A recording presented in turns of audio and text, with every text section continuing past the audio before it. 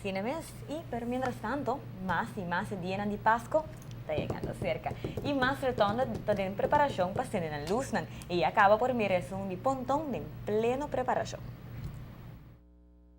O tema principal, nós aqui é Choco, como é símbolo, símbolo nacional de Aruba, para aqui também para conscientizar toda gente, para proteger ou conservar nossa parahanang nacional e também a natureza em geral. Então, Choco não é main focus, pero onde dia nós queremos assim ambiente de Páscoa, nós decorar com kerstboom, com estrela, para hinka Aruba de ambiente de Páscoa. El proyecto Akita une al pueblo más de la temporada de comerciantes que mira el valor del proyecto también para por una back en nuestra comunidad.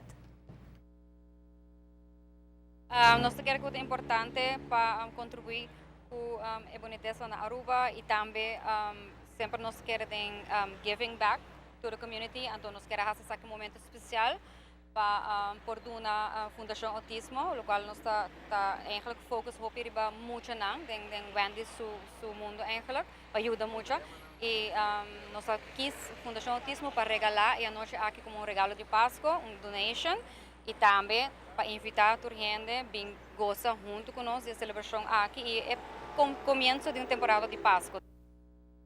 Vemos que el retorno de Pontón tiene hopi otro que también en plena preparación que pronto lo queda inaugurado. Y por cierto, noche, ahora que ainda podemos chance. el retorno de Pontón inaugurado.